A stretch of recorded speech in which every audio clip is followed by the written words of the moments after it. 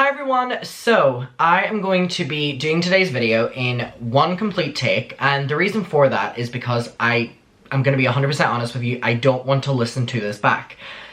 So I just kind of want to put everything out there, have a very open conversation, and not listen to it back. Because there's been a lot of reliving, obviously, through the past couple months, but even more so in the past couple weeks, there has just been a lot that has sent me into a very bad place. So I'm kind of doing my best to kind of protect my inner self here. So I think a lot of us have seen Swoop's video. Swoop posted part 3 of her deep dive into Colleen Ballinger last night, and it was very unexpected for people what the topic of it was. I know a lot of people were thinking it was going to be about this or about that, and obviously the video centered around Johnny. And talked about Johnny's allegations, Johnny lying, Johnny pretending to be a victim, Johnny just being the worst. And so I've known for a while that this is what part 3 was going to be. And the reason that I knew, before I get into a timeline and talk, I'm going to be a little bit all over the place, so please bear with me. This is now the second person I'm dealing with that I befriended, who has completely backstabbed me or tried to ruin me or lied to my face or made me feel a certain way or used me in any way. Shout out Cody, shout out Johnny, and I'm gonna be honest, at this stage I'm just tired, and I don't really know what to say past that, but whenever I was in Paris, I went with my mom and my dad for my mom's birthday. We went, on a little 3 of us away to Paris. Very exciting. We were, gone for a couple days. And on one of the days, we went to the rooftop bar at our hotel. We were staying at the Pullman Eiffel Tower Hotel. Recommend it. Love it. And they had a rooftop bar. And we went and it overlooked the Eiffel Tower. It was beautiful. I'm just setting the scene. And we went to order a drink and I ordered a glass of Bordeaux red wine, my favorite. And I get a message from Swoop that, I was going to read it out, but I'll not actually read it out. It was something along the lines of, I need to speak with you immediately. I've uncovered something really dark, and I need to talk to you. When I tell you that I have never been as scared as what I was in that moment, and I was saying this to Swoop, I've never been so nervous when someone has texted me something ever. I just didn't know if or what that meant. And I end up getting a call from Swoop, and I stand out on the little terrace of the bar, and I'm on the phone to Swoop, and my heart is going, and Swoop ends up being like, can I talk to you for a moment? And I say, yeah, and she's like, I need to tell you, and she ends up telling me everything of what you saw in part 3. And this was before part 3 was, part 3. It was whenever it was research, and it was whenever the editing had only started and putting things together. It was, kind of the bare bones start stage of what you saw. So it was very early on. And I ended up being on that call with Swoop for a long time. And above anything else, I have never been so grateful for someone ever. And I'm not going to get emotional because we're not doing that today, because we're not doing that. I have never been so grateful for someone that I've ever met, honestly. As someone who was fully had no, there was no reason for Swoop to be telling me what she did. She didn't have to. She could have made part 3 and not involved me. But she was letting me know things that were concerning to her, things that apply to me, and was protecting me. And was protecting me in a way that was fully protecting me, and not anything that she was gaining from it. And I really felt that I had someone looking out for me in that moment. And I'm so grateful for that call, because she didn't need to involve me in any of this. She didn't need to let me know this is what she was doing. She didn't.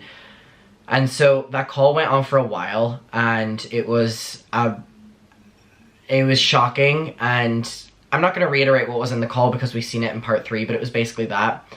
And she was like, can we do an interview on this? And I was like, anything you want to ask me, I will do it. And obviously I was in Paris, so I was, on my hotel Wi-Fi, and I was nervous. And we were going to do it 2 days later. So I went to Disneyland the next day, and then I did the interview. And I was going to Moulin Rouge that night, but I was like, I'll come back and I'll like stay up like past midnight and we'll do the call.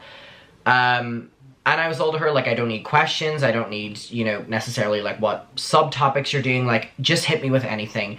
And I've been very persistent in that with journalists, with anyone that will ask me questions, because I think what we saw yesterday is when you lie, you need to think about your questions. When you lie, you need to know what stories you've told this person or that person. When you I could go on and on and on. When you tell the truth, you don't need to be hit with questions. You can be hit with them on the spot. You don't need to prep your answers. And that was something that I said to Swoop. I was like, I will come back from Moulin Rouge and I will go on this call with you and hit me with whatever. And I will be a complete open book. I will hold nothing back.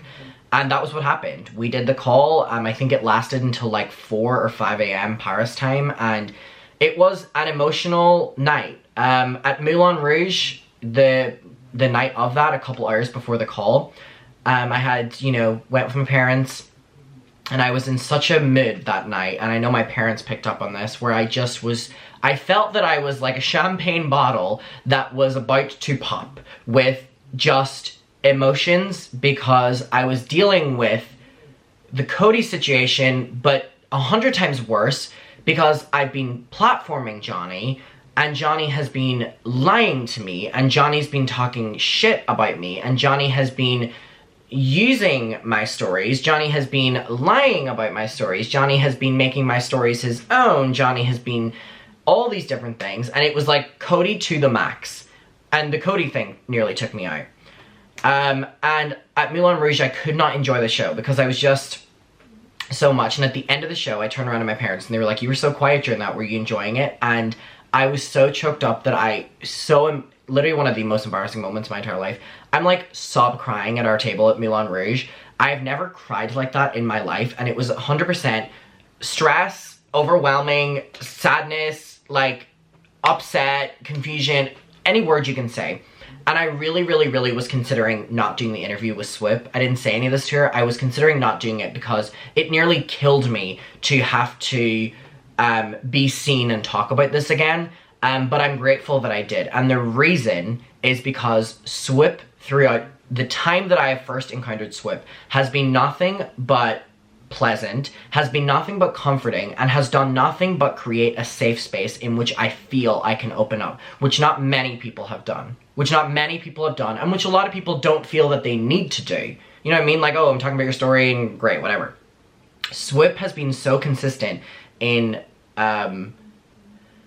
like, if you wanna answer things and you don't want them to be on the record, like, I'm here to just listen to you as someone who has dealt with similar things. I'm here to listen to you, and I'm here to provide you with, you know, a safe space. And that has been exactly what Swoop has felt like throughout this entire thing. And I just want you to know that the Swoop that you see on camera is the Swoop you get behind the scenes. And I cannot even put into words. Saying so much better behind the scenes sounds like she's not great in front of the camera, but she is just one of the greatest people and one of the most sincere people, I think that's the word I would use, I've ever encountered. So I did the call because I knew that I would feel comfortable, and I also knew that Swoop would not test my boundaries or anything, and she didn't.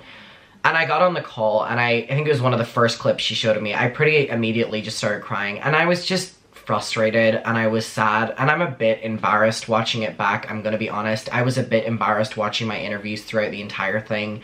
I was very emotional, I was very upset, and if I would sit down here and properly start to open up about like how I did during that interview, I would probably cry again, which would make me feel even more embarrassed. But I'm just so fed up with trusting people and opening up to people, and then they've been using me, or they're lying to me, or they have an ulterior motive, and it's like, I just don't know how many times I can deal with this, honestly. So we did the call, and that's what happened, and Swoop was incredible. Swoop took her time and was just there for me, and I appreciate that, and made me feel that I wanted to open up, and I answered anything she hit me with. And if I didn't answer it, it was because I didn't have, you know, an answer. I didn't have anything to add. And by the way, when you don't have anything to add, you don't say anything. You don't make stories up if you have nothing to add. Just because you want a longer interview with Swoop. You don't do that.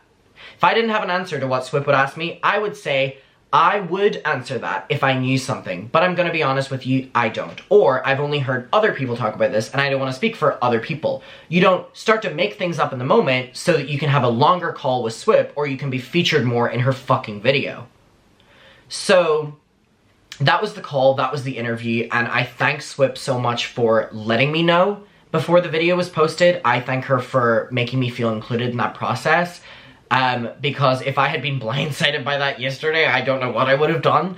And again, she didn't need to let me feel involved in this or be involved in this, whatever. And I'm also grateful she decided to, very much so throughout the video, make the distinction between me and Johnny, because I think those lines have been very blurred by a lot of people online, because Johnny has went out of his way to make sure to let you know that Johnny is Adam, but what happened to Adam happened to Johnny worse. So Swoop, I love you. You did the thing with that video. Like, that was incredible. Swoop and her team are so fucking dedicated, are so incredible, and get this shit done. And care about this stuff. And I can tell you, by the way, there's so much that didn't make the cut for the video. Like, they have devoted so much time, effort, and energy into this because they care about it. Because they care about it. Because they care about people that go through things like this. And we can't say that about everyone. So, I do just want to open it with that, and I kind of want to talk about some other things on where I'm at right now. So, opening up first of all, Johnny has told a lot of people, and even told Swoop, that he used to bully me and our paths used to cross a lot in the Twitter fandom.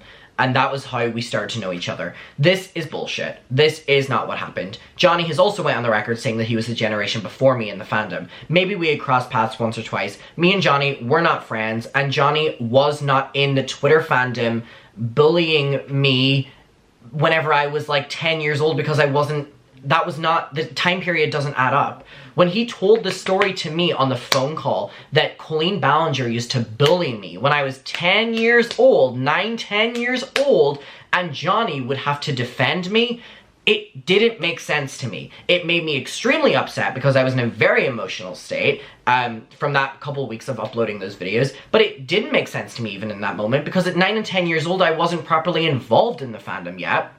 So Johnny has continuously made up stories about me or involving me to kind of make himself the savior. He will make up a story from so long ago that I won't remember if it happened or not, and thank God, not only do I not remember it, but the dates don't add up, so it further validates that this didn't happen. He will make up these stories and then take accountability and apologize for them, but they didn't happen in the first place, so he's just taking away from the things he actually needs to take accountability for, and it's fucking disgusting. So those stories he told were not true. And he would also say that, you know, he would have to defend me from Colleen so much back in 2012 and back in 2011 and all these different things, and they're doing tiny chats. That was not true. He would lie. I did my first ever video call with Colleen probably in like 2017 or 2018 or something like that. He lies a lot, and he lies a lot about me. And I have been wanting to say something for so long, but out of fear of people saying that I was attacking a victim, I never did. I never did. And I knew that Johnny was not a victim because Johnny has been actively stealing my stories and adding to them. And whenever I will ask him for proof of anything or be like, I am so sorry this happened to you, can you please tell me more? He will tell me that I shouldn't be asking him that because it's triggering. So then I will just be believing his word that his grooming that happened to him was more extreme than mine. I will ask him what happened. He'll say, I don't want to tell you about it, but it's what happened to you. But I was, you know, it was worse to me. That's all I got. So I have not liked Johnny for quite some time. Now, I also side-eyed Johnny because in 2020 when my video came out, he was one of the main people attacking my video in 2020 because he was so close-knit with Colleen. And when we went on that call after he came out against Colleen, which, by the way, I obviously said it in Swoop, he told me the reason he came out with his video speaking against Colleen and Corey was because he wanted to build an audience off of us promoting his video so then he could take down Josh. And I don't know if anyone ever noticed, but I never platformed his video where he talked about Josh. That was for a specific reason, because we had conversations where we would on call, that one call we were talking about it, he never would provide proof for anything. When I spoke to Josh about those things, Josh would say, there's no proof because none of these things happened. And when I would ask him, he would show me things and they didn't link up with what Johnny was saying, which is why I never platformed it, because I take these things seriously. I take it seriously what happened to me, and I'm not going to allow someone to completely steal my story but say it's worse. And so I just didn't speak on him. I didn't speak on him. I reacted to his first Colleen and Corey video because he really wanted me to on that call.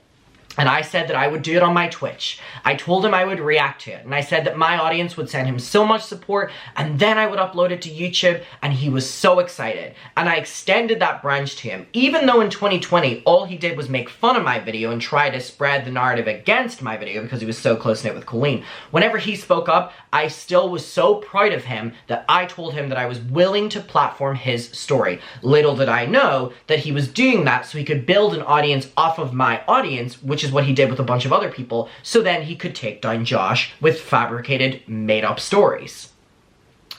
And I got a lot of criticism for not dunking on Josh, and I have for a very long time.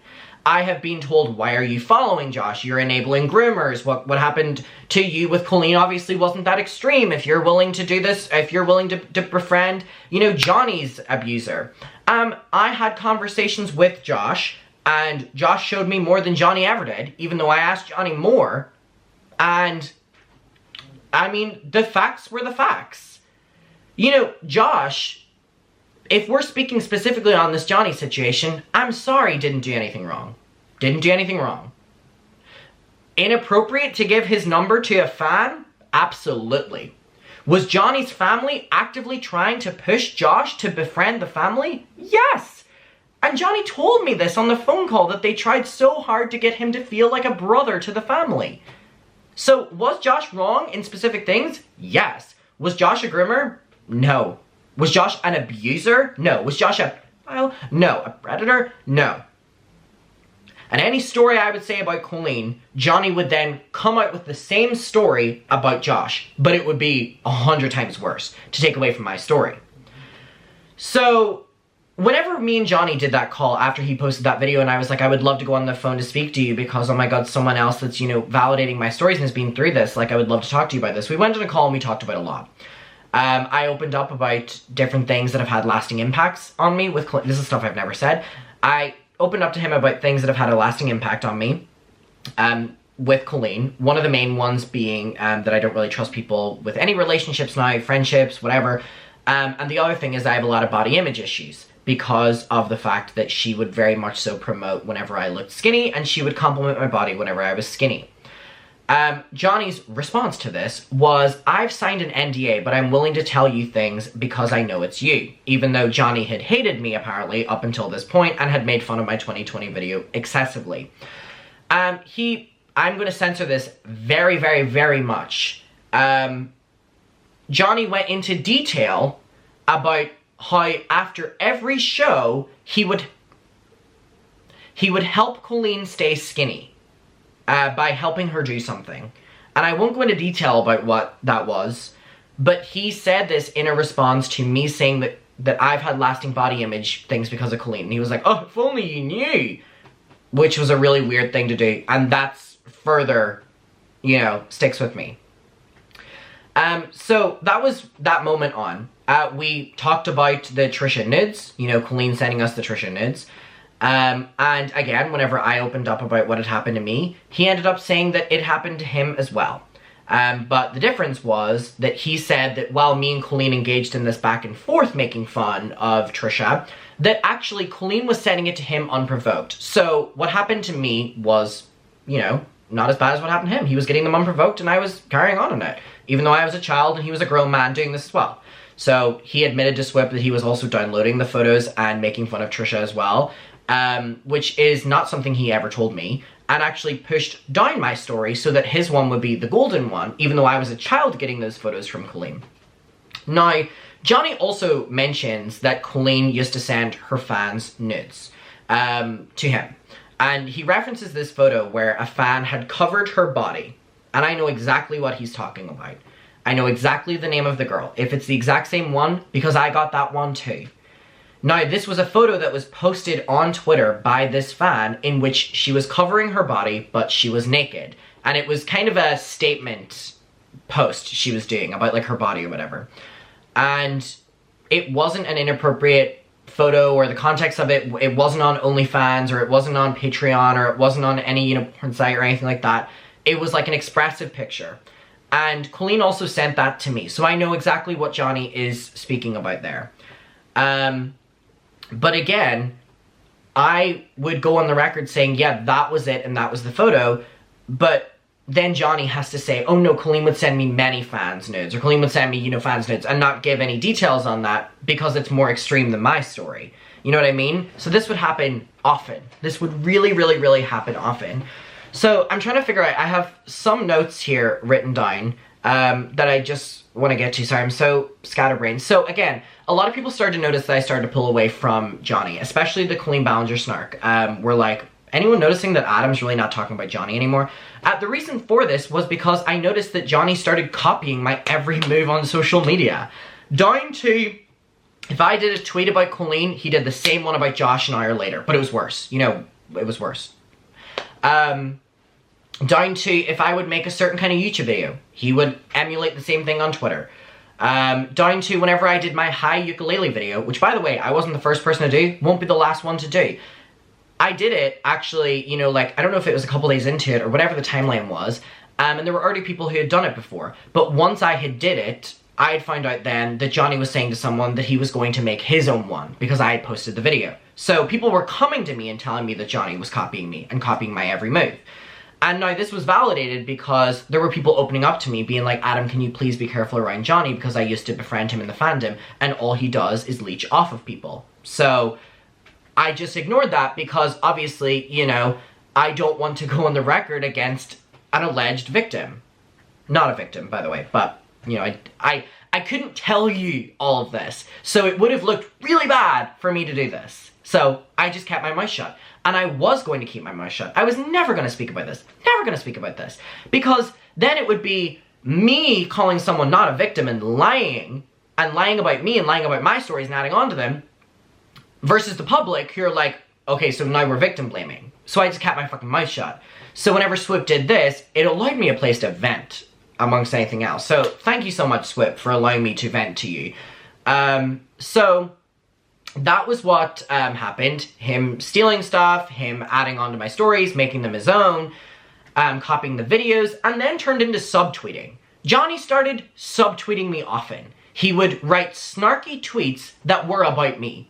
And the reason I know they were about me is because they would come right after I would engage with Josh, or Josh would tweet me back, or I would go on the record saying that I want to focus on Colleen rather than Josh. Then there would be subtweet from Johnny about me. A subtweet. And this is one of the things that Swoop came to me about as well, which was about how do I feel about the fact that Johnny has been speaking so freely about me on social media, whether he's been praising me or whether he's been not. And it's something that really bothered me, but I was never going to go on the record against it. It was like I could never win. Now I have Johnny, like, speaking out against me. And then all the replies are like, yeah, Johnny, I would be annoyed if I were you as well. Like, Adam is just really unsympathetic. And I'd deal with that for fucking weeks. My camera died. So much for one take. 2 takes. So, I just have my notes here. I also want to talk about H3.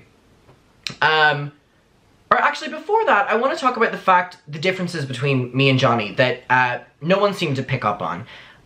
For me, I was responding to as many journalists or as many podcasts as possible, right? But there were a lot that I wasn't doing because it is exhausting to talk about this. It is exhausting to talk about this. And for the most part, it's embarrassing to talk about all of this stuff. Like, imagine rehashing things that you were involved with that are, like, inappropriate when you were, like, a child. And all of it's on social media, and everyone has an opinion of it. It's not exciting in any way.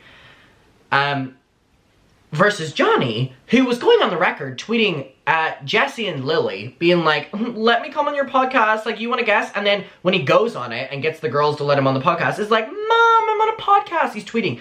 Was doing this to many people as well, trying to get on the record. Whenever his dad went on the record to one of the publications, I was a little bit hesitant about it, and he was like, why aren't your parents jumping on this? It's a hot topic. Because I don't want my parents to be involved in this. I'm getting enough backlash is what it is that I don't want them to be involved in it. They don't deserve to get the backlash for this. And also, above anything else, the fact that I watched Johnny on an interview with Swoop yesterday try to throw my parents under the bus yet again after I've heard him talking shit about my parents over and over again to different people, go fuck yourself, Johnny. Your parents were the ones that were cornering Josh to befriend you. They were cornering Josh because they were hoping that he would make you famous. And that is what Johnny wanted in all of this. Johnny wanted fame and attention in all of this. You want to know one of the things that Johnny said to me whenever he was planning on making his video on that call? How do I make sure that my YouTube channel is monetized? This was all for fame, attention, and money from Johnny. And I would never be surprised if Johnny would ever go on the record against me and show... Actually, me and Johnny have had very limited interactions. We probably texted back and forth for a couple days, and then he started releasing all the text messages of Colleen bullying fans and stuff and made me feel very uncomfortable. And I was like, he was like, oh, should I not have done that? Would that make Ella feel really awkward? And I was like, oh, well, you know, it's out there now. You had to do what you had to do, I guess. You know, very awkward. Very awkward. He was constantly putting me in these really, really, really awkward positions because all he wanted was tweets that would do well. Sorry, I'm getting really heated, but, like, I have wanted to rant on this for so long. So, anyway... The H3 thing. When H3 contact us to do a round table. This happened when I was at Disneyland. That is the God's honest truth. I was at Disneyland. I could not do the round table because I was at Disneyland and I was not going to do it on Disneyland Wi-Fi or my data and, you know, be walking around Disneyland trying to, like, retell trauma or retell stories that make me very uncomfortable. Meanwhile, like, it's a world of laughter and happy... Is that the right words? From It's a Small World? It's a Small World. Sorry, side topic here. Like, and that in the background, right? Or like Thunder Mountain, or me on Thunder Mountain, like going like this, and like, yeah, so Colleen did, like, I wasn't going to do it. And H3 were immediately fine with this. They were actually very accommodating. They were like, we can, you know, move it a couple days in between, and I was like, oh, well, you know, unfortunately this trip is so double booked that, like, that doesn't work for me either. It didn't work for me, and it was because I was on this LA trip that I'd booked the year before, and they were very, very, very nice. They didn't hold it against me. I fucking love Olivia beyond words. Olivia is one of the kindest people ever in the entire world. I'm speaking so passionately right now. Olivia is so fucking incredible, and has been throughout this entire thing. So, when the H3 thing happened, and I let everyone know who was involved in that roundtable that I wasn't going to be doing it, the other people, Becky and Oliver, were like, oh, you know, but have a great time at Disneyland. Johnny, over the moon. And now it makes sense to me why Johnny was over the moon, because, and I think he wrote in the group chat as well, like, maybe at best, he was like, oh, that sucks, or something like that, but have the best time. Something nice, right? I then found out that Johnny was overwhelmingly excited that I wasn't going to be in this call, because he would be able to be the one that was in, from what I've heard from other people, so take this with a pinch of salt, because again, Johnny, this is what you do when you hear things from other people. You say, take this with a pinch of salt, or this holds no credibility. That's what you do whenever you're telling other people's fucking stories. Sorry, I'm so heated. Was that apparently Johnny was going to be the leader of the conversation. Because apparently there needs to be a leader of the conversation. And now I'm not going to be there, so Johnny's the face of it. Because apparently there has to be a face of it, and apparently he always wanted to be that. Which is why he would always steal my stories and make them worse. I'm really glad I didn't go on that H3 call. Because I had to watch Johnny speak over the other two, Becky and Oliver, whose stories are equally as important. Becky is equally as important and valid, and Oliver especially as well is so equally important, and just like, and the fact that they were spoken for, spoken over, is nothing on H3, because what are they going to be like, Johnny, like, no. I would not have been able to hold myself nice in that, I'm going to be honest, because my opinions of Johnny were already so strong. And I think at a certain stage I wouldn't have been able to hide it. Because Johnny knew how many people were watching him. And that was also things he was saying. How many people were watching him right now? Oh my god, this H3 thing is really... That was the golden ticket. That was the golden ticket that he says that Josh was apparently going to give it to him. He got it now. He got it now. So I was actually very grateful I wasn't a part of that. And I am always sending my love to Becky and Oliver beyond absolute words. And By the way, Johnny does not take away from Becky, does not take away from Oliver, and does not take away from me. But I think we're all very aware of that. I think the Johnny thing is a completely separate situation. And I just wish that Johnny would have let others speak. I know he wanted that mic. I know he wanted that attention. I know he wanted that spotlight. But the others are equally as important as you. And I know, Johnny, you've said time and time again that you feel that your story is more intense than mine. But our stories, at best, were equal. Because no one's trauma is more important than someone else's trauma. Especially when you're trying to find comfort in the person, or I'm trying to validate your stories or make you feel heard and platforming your fucking lies. So anyways, moving on, I want to finish it off with talking about Tim Connolly, which was a topic in the video. Tim Connolly was Johnny's friend. And he is someone that I knew from Twitter. He was in the fandom and then, you know, started singing and gained his own fans, I guess. I've always had a problem with Tim. And Tim has me blocked now because Tim knows that I know that Tim, whenever he was a grown man, was flirting with me whenever I was a child on social media. So much so as well that this wasn't whenever I was a child, but so much so that was still flirting with me and sending flirty messages up until January of this year, whenever my cat Tyler died, and I posted a video of me on my balcony holding my cat, and I'm wearing shorts, and he goes, thighs. Weird. And then I leave him on red, and he goes, oh, I'm sorry, I just read that your cat died. Because it was so often that this man would, especially in Twitter, flirt with me and do this with all of my friends that were underage at that time, by the way, as well. I do not like Tim Connolly. I don't speak about him because he's fucking irrelevant to me. Now, Johnny and Tim had some sort of fallout. I'm not aware of what happened there. He didn't elaborate on it on this long call that we had, right? But what he did say to me was, you know, that Tim's not a good person, Tim's inappropriate with minors, and that he can't be trusted around minors, and he's a predator, and he's a grimmer, and all these different things, right? Whenever I tell Johnny that I have an experience with Tim in which I have screenshots of him being inappropriate with me, even as, you know, as far as recently, and all these different things that links up with the other stories, Johnny was over the moon thinking that I would send them to him so he could put them in a Twitter thread. Because everything, mainly other people's stories, if he wasn't stealing other people's stories, he was using their screenshots to get, you know, likes on Twitter. I kind of want to close the Tim Connolly thing off with confirming that Tim Connolly was inappropriate with me whenever I was a minor. All over, you know, social media. Nothing more than that. Don't speak about him. Irrelevant to me. And he's pretty irrelevant day to day. But again, Johnny did not care about the fact that I felt a type of way towards Tim until he knew that I, you know, would go on the record against it and, you know, he could use it for Twitter likes. I want to end this off by saying that Johnny watched what Cody did. The rise and the fall. How did you fuck up that badly that you emulated what Cody did, but worse? Literally 10 times worse. Johnny means nothing to me. Means nothing to me.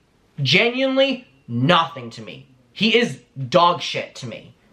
And the reason he doesn't mean that to me is because he has been a nasty person to me for many years. From the time that that video dropped in 2020 to now, then we rewrote history a little bit, and then subtweeting after I didn't go on the record that Josh was a predator. Fuck off. Fuck off. Stealing my stories but making them more intense. Lying about me. Fuck off. Fuck off. Johnny means nothing to me. I wanted to make some sort of response to this because, I mean, a lot of people were seeing me in the interview and they were like, weren't you in Paris? Like, what the hell were you doing there? Like me with a pink mic. Johnny means nothing to me. I was gonna literally be like, I'm sorry, I'm so aggressive in this video. The reason for that is because this has been so built up within me for the longest time and I haven't been able to say this online. So there's that. Johnny's blocked me on social media, after I blocked him first though. I want to end this by saying, swoop, you are someone that I have only became familiar with within the last few months. And someone I wish I was aware of for much longer. You are fucking incredible. You are dedicated. You are compassionate. You are passionate as well, which is incredible. Especially because you're doing this with things that are so important. And by the way, something I don't think people are talking about enough. There was a lot of people very, very, very eagerly awaiting part 3 of Swoop's documentary, and were getting more and more frustrated when Swoop would push back the date of it. It would have been easier for Swoop to not do part 3. I don't know how much Swoop or her team says online, but I'm aware of a fraction of the amount of work that they have done. It is tireless work that is purely because they care about the truth. The truth. These are dedicated people who are just so beyond. And I am so grateful for Swoop and her team, and I'm so thankful for Swoop and her team. Putting myself aside for a second, they're showing people that there are consequences for lying about serious accusations and not taking serious accusations serious. And they're also showing that if you are a victim, that you are valid, and your story is valid, and your feelings are valid. And I just think that they are doing a world of good on YouTube, on Beyond. And I am so beyond thankful to know Swoop. And I am sending so much love to her. I am sending so much love to her team. I am overwhelmingly overwhelmed with this right now. Like, I literally came home to Ireland to try deal with this with my family because I cannot deal with this alone. I can't anymore. I'm gonna leave it there, but Swoop, thank you again. And for everyone who's been very kind, thank you. And what I'm gonna end it on again is, if you tell the truth, you don't get called out on your lies. So, maybe tell the truth. Alright, I'm gonna leave it there. But thank you all for your support. I really do mean it. And I don't really have anything else to add other than that. I'm still trying to figure out what I want to say, you know what I mean? So I'm gonna leave it there, but thank you so much for being patient with me, and I appreciate it, and I will see you very soon. Bye.